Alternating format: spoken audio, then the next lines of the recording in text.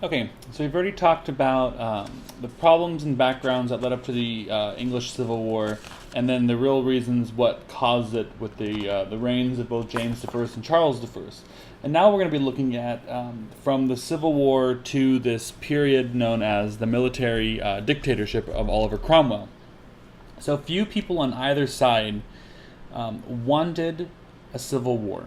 However, the issues involved were so important that the differences between the two sides so great that each party felt itself forced into war. Now, although both sides had support from all classes, one can generalize about where each side got its support. Now, the king's center of power were in the more agricultural regions of the north and the west.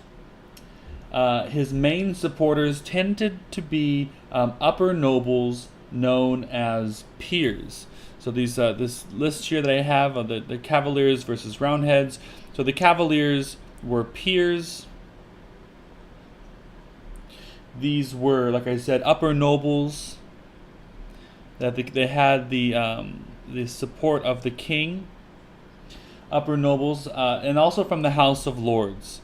So these Cavaliers, also known as peers, were from the House of Lords, and like I said, were upper nobles.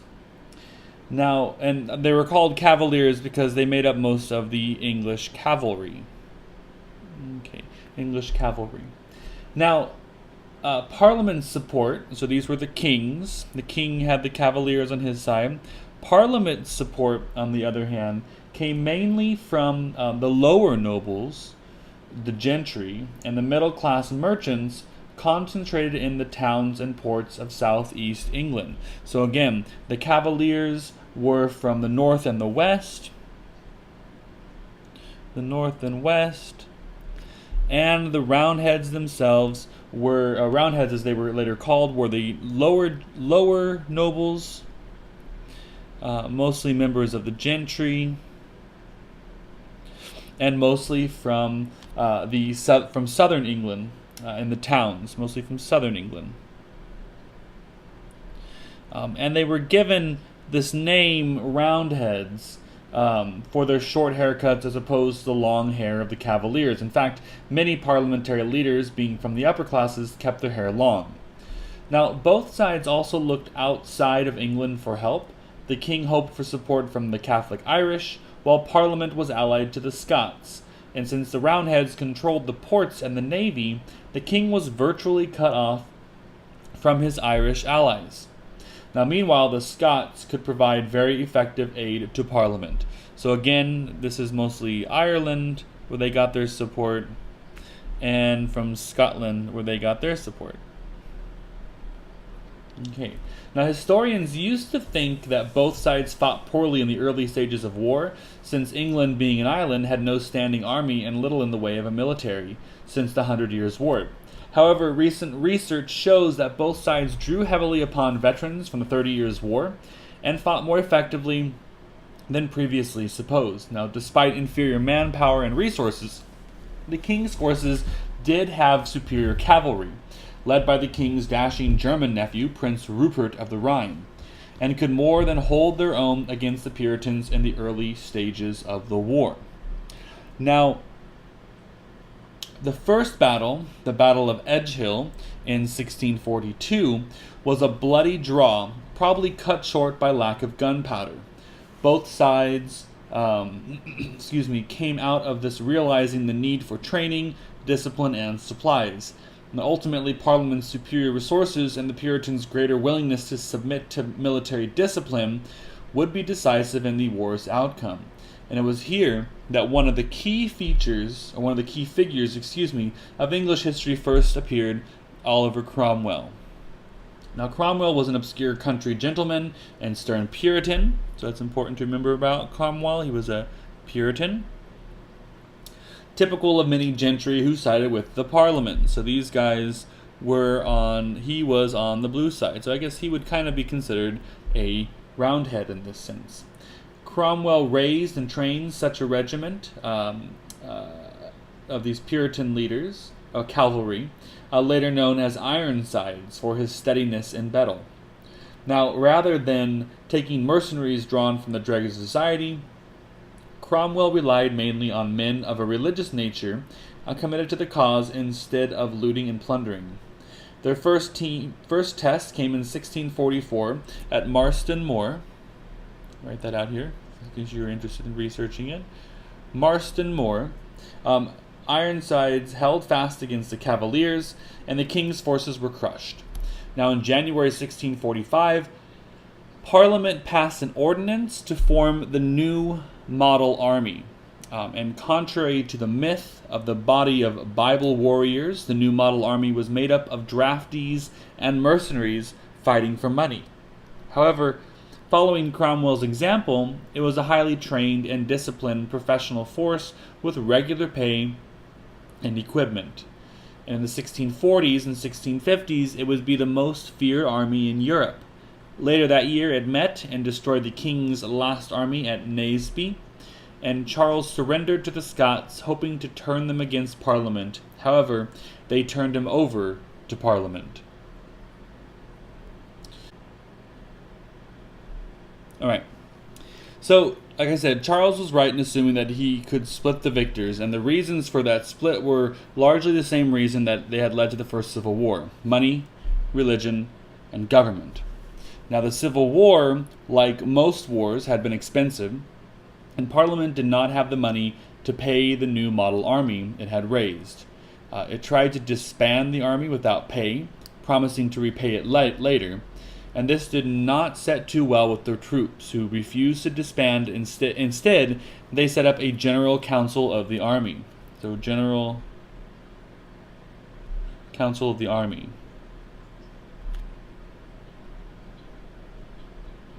Was set up by Cromwell and his followers,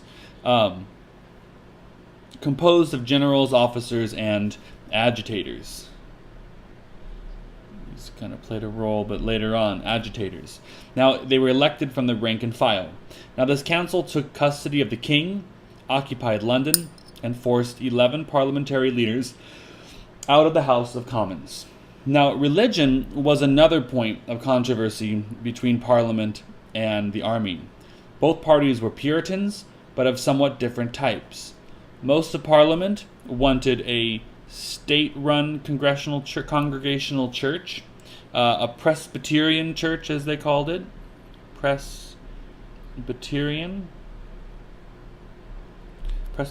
church. But most of the army, including Cromwell, wanted independent churches with freedom of religion. So freedom to practice their religion. Freedom of religion. Freedom of religion versus and Presbyterian on the other side. Now, this was what many of them had fought for, and they were not about to give it up to Parliament. Finally, there was the issue of what sort of government the victors would establish.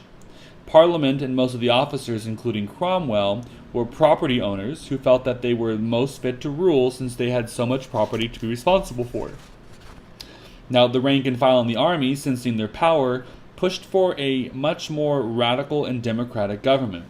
The most radical of these were the Levelers. They wanted the vote for all men, a Bill of Rights, and the abolition of the monarchy and the House of Lords. Now, a meeting of the General Council, of the army led to a deadlock between the officers and the common troops. Cromwell ended the discussion and ordered the agitators back to their regiments, having one of them shot in order to convince the others to submit.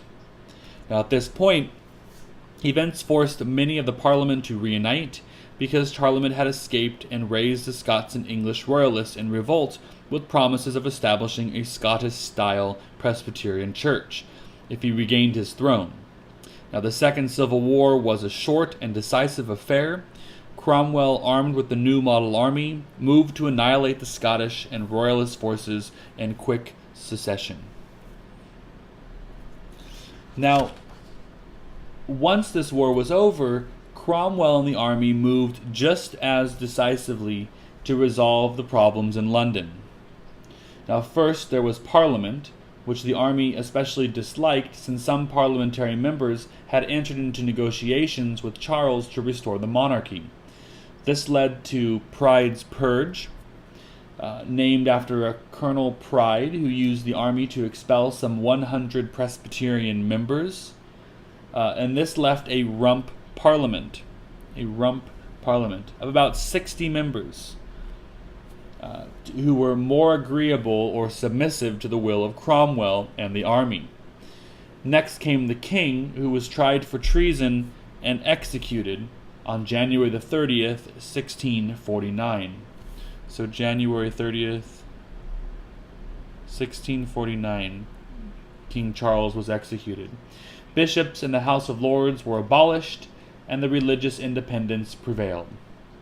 However, the democratic reforms that the levelers and much of the army hoped for never materialized. Resulting mutinies were quickly put down, and leveler demonstrations led to the arrest of their leaders. Henceforth, military dictatorship would rule England. Now, at first, Cromwell ruled through the Rump Parliament and a government known as the Commonwealth. That was the first step. However, frustrated by what he saw at Parliament's lack of fervor for his type of rule, he established a more blatant dictatorship instead, known as the Protectorate. With himself as Lord Protector. So this is our Lord Protector, Oliver Cromwell. Now, outside of England, Cromwell faced a war with Scotland, which he conquered and ruled with some moderation, since the Scots were fellow Protestants. Now, Catholic Ireland, another enemy, was not so lucky. Cromwell's conquest of Ireland was methodical and brutal, leaving wounds that still have not healed today. Like it or not, Scotland and Ireland were incorporated into the greater Commonwealth of Britain, something no English king had been able to do. Cromwell also had an aggressive foreign policy outside of Britain, fighting successful wars with the Dutch and the Spanish. England was becoming a military and naval power to be reckoned with. Now, inside England, people felt Cromwell's heavy hand as well. His wars, standing army of 30,000 men, and navy required taxes 3 times higher than any which James I and Charles I had even imposed. So the taxes were 3 times larger. 3 times larger. Churches were more locally controlled, but people were expected to live good religious lives. Theaters, taverns, and racetracks will all close down. People dressed in somber colors to reflect the mood of the ruling regime.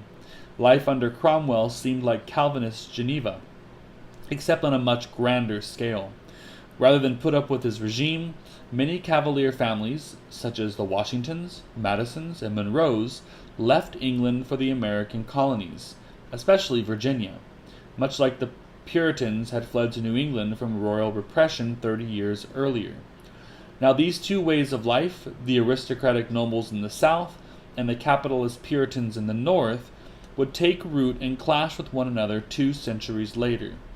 Thus, the American Civil War was largely an extension of the English Revolution.